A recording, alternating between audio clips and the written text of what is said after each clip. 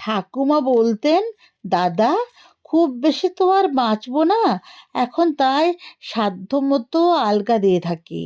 যে অল্প সময় আছে বাকি, দেখতে দেখতে কেটে যাবে, তোমরা থাকো ভালো। আমি দেখি কি করে আমার আঁচলের গিঁটগুলোকে ধীরে সুস্থে খুলে ফেলা যায়।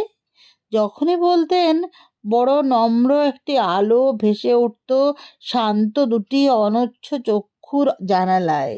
দিদি তো তক্ষুনি রেগে টং, বলতো, তুমি যাবে কোথা, দিচ্ছে বাকে যেতে, আমরা চাইছি গল্প শুনতে, আমরা চাইছি খেতে, নাড়ু বড়ি আম কাসুন্দি খেয়ে দিব্যি আছে, বুঝলে তো ঠাকুমা। তুমি বাজে কথা বাদ দিয়ে বরং গল্প বলো, কিংবা সেই বিখ্যাত লাউয়ের ঘন্ট রাঁধো, মুগ ডাল ছাড়িয়ে আমরা চারটে খেয়ে বাঁচি। মোট কথা গিটগুলি তুমি শক্ত করে বাঁধো।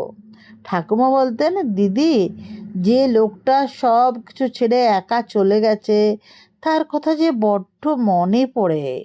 সেও তো বলতো, কলকাতা শহরে চিত্ত সুন্দরীর থেকে সুন্দরী যদিও বা থাকে, তার অর্ধেক সুন্দর রান্না কোথাও পাবে না।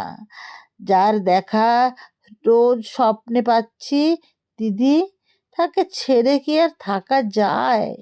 বলতে বলতে হাসি ফুটে উঠত ঠাকুমার মুখে, আলো ভাসত দুটি অনচ্ছ চক্ষুর জানালায়।